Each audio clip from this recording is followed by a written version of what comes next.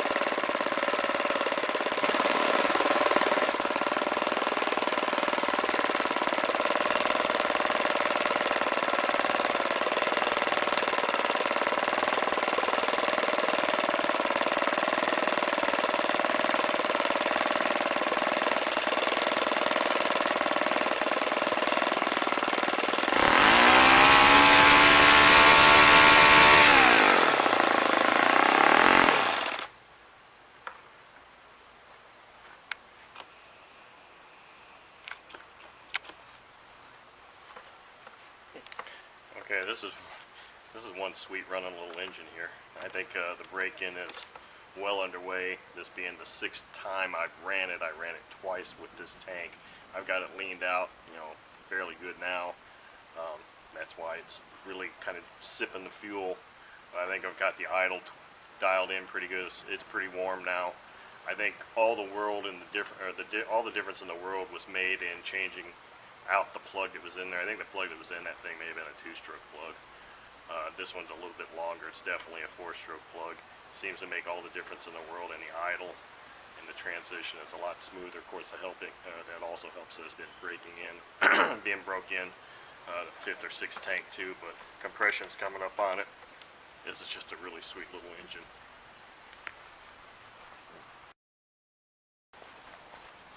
Good afternoon. So I have just run my Magnum XL52 four-stroke engine, and for comparison purposes I thought I'd pull out my OS FS-48 four-stroke and run it also. The only thing that's really the same with these engines is the prop and fuel. I've got a 12.6 APC prop on here. The plug that's in here, I'm not sure what it is, but the engine ran fine. It's been a few weeks, maybe a month and a half, 2 months since I've run this engine. It was running well, but since they're both similar displacement and similar design, I figured I'd go ahead and put this out for a run, and let's see how it does.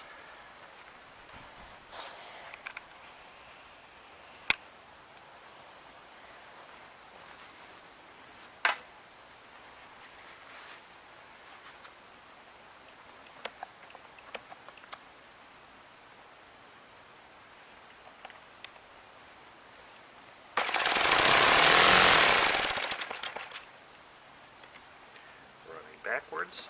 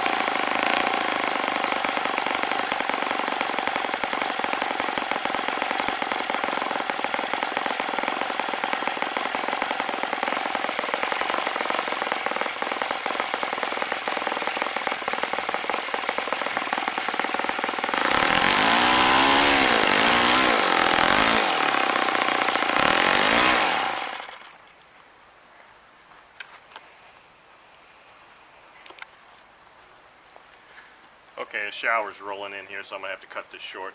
I was pretty much at the end of this run anyway. As you can see, this 48 Surpass actually was turning about the same RPM as the 52, the Magnum XL52. Now that Magnum engine was only on its 6th tank, so it still isn't broken in. I'm not entirely sure how many tanks are through this thing, because I think when I got it, it was fairly new, so it may only have 6 tanks on it also. The biggest differences between the two engines, beside the prop, or the prop's the same, is that this actually has an air bleed screw. When I was doing my initial adjustments, I was under the impression that that was a slotted screw.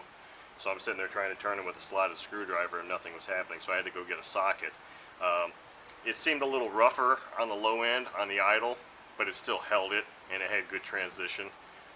I think the air bleed might be a little bit more affected by temperature and humidity, because the last time I ran this engine it wasn't nearly as warm or as humid as it is right now, which is stifling and very humid. Of course now it's almost 100% humidity with the shower coming down. But you know, this engine turns every bit as good as that Magnum 52 with the same 12.6 ATC prop. So you know, OS quality, I guess. The two have about the same amount of time on them. I mean, the information speaks for itself there.